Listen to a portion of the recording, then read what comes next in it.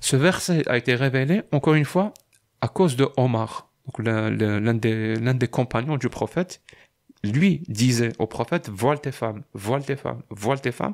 Et lui, il ne voulait pas. Le prophète Mahomet ne voulait pas voiler ses femmes. Donc, qu'est-ce qu'il a fait? Il a harcelé les femmes du prophète. Mais maintenant, est-ce qu'on peut discuter et que tous les gens qui nous écoutent comprennent ce que c'est que le voile? Vous savez ce que c'est que le voile ou pas? Parce que moi, j'ai les versets qui imposent le voile. J'ai les hadiths qui imposent le voile. Ouais, je donne même les sources, c'est ça ça vous intéresse. Allez chercher le verset 33, 59. C'est le verset où Allah impose le voile aux femmes. Mais il précise, pas toutes les femmes, parce que les gens ne savent pas. C'est pas toutes les femmes qui ont l'obligation de mettre le voile. Est-ce que vous savez qui sont les femmes qui doivent mettre le voile et qui sont les femmes qui ont interdiction de mettre le voile? Je sais pas. C'est les femmes libres. Les femmes libres dans le Coran, c'est Allah qui le dit, hein. Les femmes libres ont l'obligation de mettre le voile et les femmes esclaves n'ont pas le droit de mettre le voile. Je ne sais pas si vous vous rendez compte. Ouais, ben ça, j'étais en train de l'analyser. Le voile est un vêtement pour distinguer entre la femme libre et la femme esclave. Et dans le verset lui-même, c'est écrit dans le verset, c'est pour que les gens reconnaissent et qu'ils fassent la distinction et qui distinguent entre la femme libre et la femme esclave, parce qu'ils n'ont pas le droit d'importuner la femme libre. Donc ils ont le droit d'importuner la femme esclave. Mais c'est quand même drôle de dire le mot libre quand tu la forces à porter quelque chose, tu sais. Non, quand je dis libre, ça veut dire je sais. Oui, je sais. C'est une remarque très pertinente, mais dans le contexte du verset, c'est-à-dire on distingue entre les esclaves et les êtres humains libres. Les esclaves n'ont pas le droit de mettre le voile. Carrément, c'est-à-dire on a des hadiths authentiques où l'un des compagnons les plus importants du prophète, Omar, qui s'appelle Omar, c'est-à-dire il marchait dans la rue, à côté du marché, c'est le hadith qui le dit, hadith authentique, il est utilisé dans l'islam sunnite.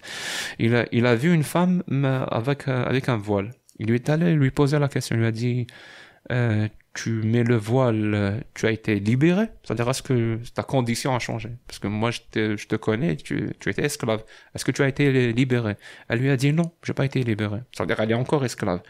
Il lui a enlevé le voile, il lui a frappé la tête avec un bâton, il lui a dit pourquoi? Tu veux ressembler à la femme libre avec ce voile?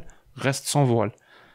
Pour que les gens comprennent à quel point aussi, parce que là c'est le côté absurde, atroce, mais il y a aussi le côté absurde. C'est-à-dire quand on va aller voir ce qu'on appelle les raisons du révélation de ce verset, Asbab al-Nuzul. Ce verset a été révélé, encore une fois, à cause de Omar, donc l'un des compagnons du prophète. Lui disait au prophète, voile tes femmes, voile tes femmes, voile tes femmes. Et lui, il ne voulait pas. Le prophète Mahomet ne voulait pas voiler ses femmes. Donc, qu'est-ce qu'il a fait? Il a harcelé les femmes du prophète. Et quand je dis harceler, le hadith nous raconte qu'un soir, ça va, là vous allez rigoler parce que c'est ça le vrai islam aussi. Il y a des histoires très drôles. Donc un soir, la femme du prophète qui s'appelle Saouda, et Saouda veut littéralement dire noir, voilà, la femme du prophète s'appelle Noir. Donc la femme du prophète, je pense pas que ça soit son vrai nom, je crois qu'on l'appelle Noir parce qu'elle était noire. Ouais, c'est ça. Okay. Donc la femme du prophète Saouda, qui était très grande, c'est le hadith qui le précise, est allée très tard le soir faire ses besoins. Voilà. Donc ils n'avaient pas de toilette à l'époque, vous imaginez bien. Donc elle est partie un petit peu loin de la maison, un petit peu loin du village. Donc Omar l'a suivi. C'est ce que le hadith authentique nous dit. C'est l'un des meilleurs compagnons du prophète. L'a suivi, il a attendu jusqu'à ce qu'elle commence à faire ses besoins. Il a commencé à la harceler et à lui dire « Laqad aqilnaki ya Saouda » « Saouda, on t'a reconnu, je t'ai reconnu, Saouda. » C'est le hadith qui dit ça. Et elle a été choquée. C'est normal qu'il ne serait pas choqué. Donc elle est partie, elle a couru rentrer chez elle et chez le prophète, et elle a raconté ça au prophète. Ton pote, voilà, ton ami, ton pote m'a harcelé pendant que je faisais mes besoins. Sérieusement. Oui. Donc il m'a harcelé pendant que je faisais mes besoins. Fais quelque chose. Le prophète lui a dit, ok, je vais faire quelque chose. Et là, Allah a révélé un verset, voilez-vous. Je vous assure que c'est ça qui est écrit dans les textes de l'islam sunnite. Puis là, c'est quoi la morale de ça? C'est pour ça qu'il faut voiler les femmes? Non, il faut...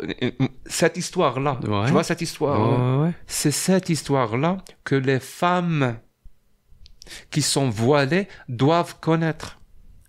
Ils ne connaissent pas ça. Je crois que, vraiment, jusqu'à présent, je n'ai pas rencontré une seule femme voilée qui savait que le voile était obligatoire pour les femmes libres et pas pour les femmes esclaves. Pour les femmes esclaves, elles avaient interdiction. Elles ne savaient pas que le voile a été révélé. Je suis désolé de le dire, hein, je m'excuse d'avance, mais elles ne savent même pas que le voile a été révélé pour une histoire de caca. Le caca de Saouda. Je sais pas comment dire ça.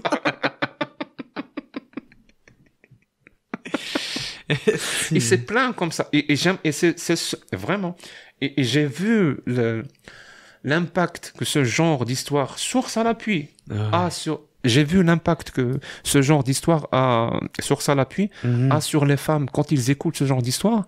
Ils se disent, quoi? Mais je croyais que les femmes, nous a dit pour la pureté. Il n'y a rien de... Elle est où le mot pureté dans le verset? Ils te disent non, c'est parce que la femme est un diamant qu'il faut savoir... Il est où ce que vous dites là? Il n'y a rien. Et ça, c'est un constat que j'ai fait depuis, que je fais d'ailleurs, et je pense que je vais continuer à le faire.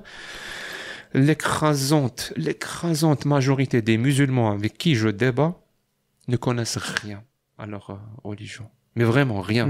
Tout ce qu'ils connaissent, c'est qu'elle est parfaite. Ouais. Qu'il faut appliquer la parole d'Allah, qu'il faut appliquer la parole du prophète. Puis ils écoutent dans le fond les excuse-moi, je vais te laisser finir. Non, je pense que j'allais dire exactement la même chose, qu'il faut suivre et écouter les savants. C'est ça. Voilà. Parce que eux, ils ont la science. D'abord, ils les appellent les savants.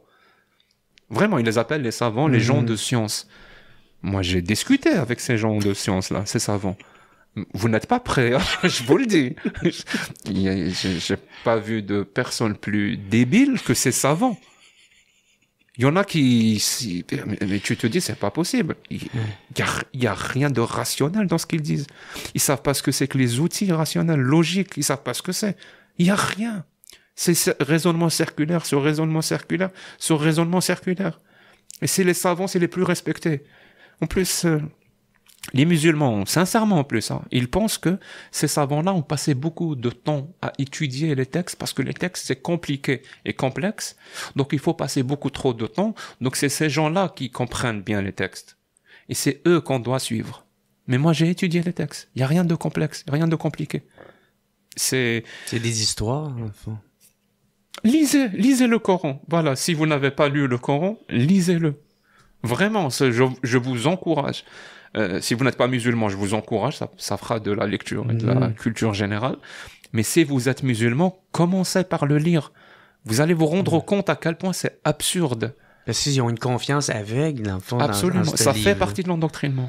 Ouais. Ça fait réellement partie de l'endoctrinement. Puis là, ils écoutent, dans le fond, des interprétations que des imams vont faire. Non, des mensonges. Ouais. Ah non, des mensonges. C'est ça. J'ai plein de débats, mais vraiment, j'ai plein de débats avec des imams.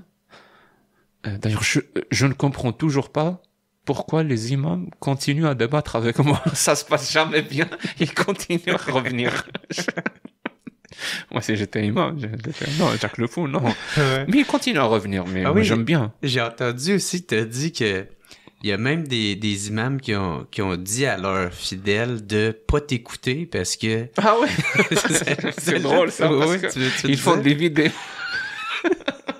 En fait, ils font des vidéos sur TikTok ou sur YouTube pour leur dire « Cette personne, c'est Jack le Fou. » Allez pas l'écouter. Il fait des lives sur TikTok, il faut pas y aller. Le mec, il fait croire. C'est qui? Jack le Fou. Il fait des lives sur TikTok. Il faut que j'aille voir ça. Il tourne de la pub. Moi, j'adore quand ils font ça. C'est ce qu'on appelle, je sais pas, c'est vraiment l'effet inverse qui se passe. What's up tout le monde? Ici Jer Alain pour vous dire un gros merci d'écouter et de suivre le What's Up Podcast. Vous pouvez m'aider en devenant membre Patreon.